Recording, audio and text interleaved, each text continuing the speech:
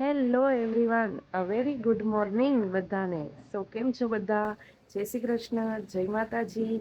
અને જો અત્યારે તો વાગી ગયા છે 7 અને આપણી મોર્નિંગ થઈ ગઈ છે મસ્ત મજાની. આપણે જસ્ટ હજી ઉઠ્યા જ છે. અને જો તમને હું અહીંનું મતલબ વેધર બતાવું, આજે કેટલું મસ્ત વેધર છે. જો મોર્નિંગમાં મતલબ જે લોકો મોર્નિંગમાં ઉઠતા હશે એમને ખબર જ હશે કે કેટલું આમ સવારે વહેલા ઉઠીએ ત્યારે આપણે કેટલું મતલબ મસ્ત ફ્રેશ ફીલ થાય એકદમ. અત્યારે જો હું બહાર મતલબ થોડી વાર વોક કરતી હતી, એટલે 7 વાગે અહીંયા પાણી આવે છે, એટલે પાણી ભરી લઈએ, ઘરનું થોડું ઘણું કામકાજ પતાવી દઈએ, અને પ્લસ પછી મારે નાહવા ધોવાનું છે તો એ બી કમ્પ્લીટ કરી લઉં, નહીં ધોઈને તૈયાર થઈ જાઉં અને દીવાબત્તી કરી લઈએ, ભગવાનની આરતી કરી લઈએ, અને પછી આપણે પ્રથમને ઉઠાડીએ અને એ ઉઠી જાય પછી એની માટે નાસ્તો બનાવવો પડશે. એની પ્રિપરેશન કરશું. પછી આપણે પહેલાં ફ્રેશ થઈ જઈએ, પછી આપણે ફરીથી મળીએ. એવરીવન, અત્યારે વાગી ગયા છે 11 અને ફાઇનલી આપણે ઘરનું બધું જ કામ પૂરું કરીને નાસ્તા પાણી કરીને ફ્રી થઈ ગયા છીએ. અને આજે છે 8 માર્ચ. 8 માર્ચ એટલે કે તમને બધાને ખબર જ હશે, આજે એક સ્પેશિયલ દિવસ છે. આજે છે વુમન્સ ડે. તો જો કે બધા દિવસ છે એ નારી માટે સ્પેશિયલ જ હોય છે, બટ 8 માર્ચ છે અને સ્પેશિયલ મતલબ વુમન્સ ડે તરીકે ઓળખવામાં આવે છે. જો કે આપણે બધા જોઈ શકીએ કે ભાઈ એક સ્ત્રી છે એના મતલબ કેટલા બધા સ્વરૂપ હોય છે અલગ અલગ. એક માતા તરીકેનો રોલ ભજવે છે, એક પુત્રવધુ તરીકેનો, દીકરી તરીકેનો, એમ એના ઘણા બધા સ્વરૂપ હોય છે. હવે સ્ત્રી છે, સ્ત્રી વગર ઘર મતલબ આપણે નથી કહેતા કે ભાઈ સ્ત્રી ઘરમાં હોય તો એ ઘરની રોનક જ કાંઈક અલગ હોય. અને પ્રથમ પણ ઓફિસ મતલબ એના વર્ક ઉપર જતો રહ્યો છે. હવે ઘરમાં જે આપણે એકલા છીએ અને જોઈએ કે આગળ હવે આપણે શું કરીએ છીએ ને કન્ટિન્યુ તમને પછી બતાવતા જઈએ. એ ગાઈસ, અત્યારે જો ફાઇનલી પ્રથમ ઘરે આવી ગયો છે અને હવે આપણે એને પૂછવાનું છે કે એને ખબર છે આજે શું છે કે નહીં.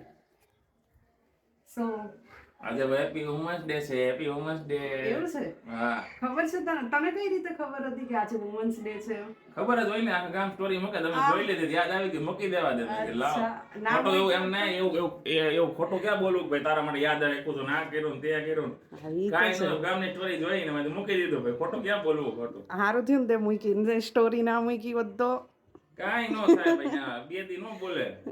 જોતા અને કાઈ ફેર પડે છે કે ના બોલે 2 દિવસ? જો હા તો ના જ બોલે ને 2 દિવસ, બીજું શું હોય. કાંઈ વાંધો નહીં. ચલો, તો આજે વુમન્સ ડે છે તો કાંઈ સ્પેશિયલ અમારી માટે કર્યું છે કે નહીં? સરપ્રાઈઝ છે. સરપ્રાઈઝ રહેવા થોડીક પછી દેખાડો તને. પેલા આટાનો ફ્રૂટ બે સુધાર્યું. સરપ્રાઈઝ છે? હા, ફ્રૂટ સુધાર્યું, ફ્રૂટ ખાઈ લેજે પેલા. ઓકે. ગાઈસ, જો આજે ફાઇનલી પ્રથમે મારી માટે છે ને ફ્રૂટ સુધાર્યું છે, નહીં? મસ્ત. એ કે આજે વુમન્સ ડે છે તો એ અત્યારે મસ્ત ઠંડી ઠંડી ટેટી અને તરબૂચ, હે ને? હા. આવી જ જાઓ બધા. હા, બધા આવી જાવ ખાવા માટે ફટાફટ. અને પ્રથમ કે છે કે 2 સરપ્રાઈઝ છે આજે તારી માટે, કે જોઈએ આપણે શું સરપ્રાઈઝ છે, હે ને? બતાવો. સારું, ચલો તો હવે ગાઈઝ આપણે પહેલા મસ્ત ફ્રૂટ ખાઈ લઈએ અને પછી ફરીથી મળીએ બ્લોગમાં.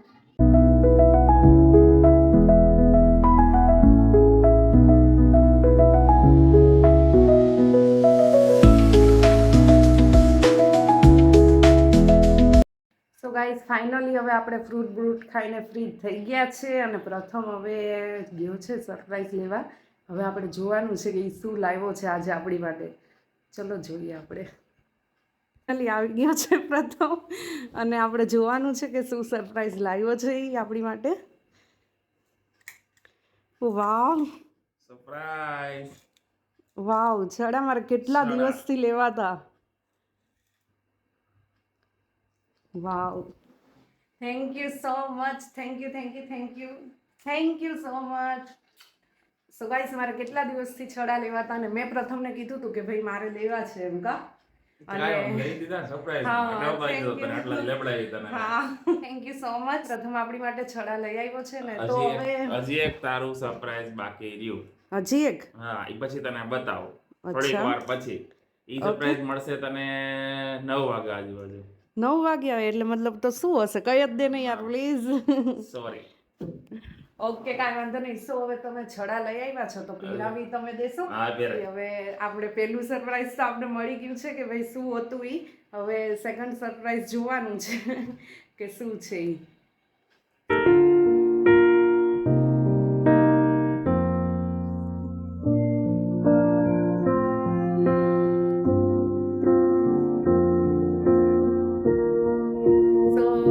સરપ્રાઈઝ તો આપણે મળી ગઈ છે બીજો સરપ્રાઈઝ 9 વાગે.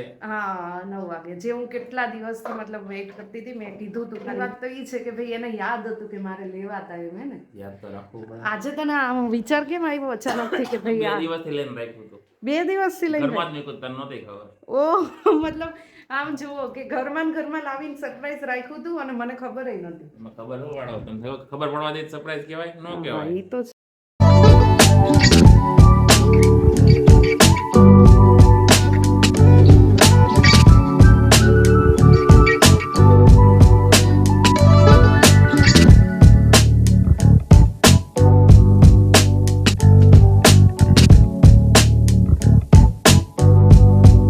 ફાઇનલી ગાઈસ અત્યારે આપણે રેડી થઈ ગયા છીએ મસ્ત મજાના. અને પ્રથમે આપણે કીધું હતું કે ભાઈ રેડી થઈ જા પછી હું તને કહું કે આપણે ક્યાં જવાનું છે ઈ.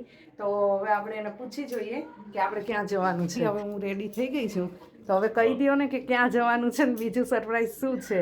બીજું સરપ્રાઈઝ તારું એ તો બહાર જમવા જવાનું. તારે જે ખાવું હોય એ છૂટ છે આજે ખાવાનું. અચ્છા હા હા એટલે આજે ફાઇનલી મતલબ રસોઈમાં છૂટી. હા છૂટ. શું ખાશું આપણે બહાર તમે કાંઈ વિચાર્યું છે.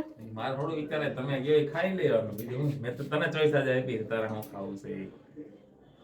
એટલે મારે જે ખાવું હોય એ ખાવાનું છે એમ ને આજે. હા આજે ઈ ખાવાનું છે. અચ્છા ઓકે તો જોઈએ ચલો.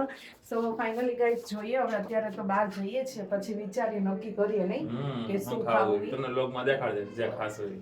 ઓકે તો ચલો જઈએ આપણે હવે.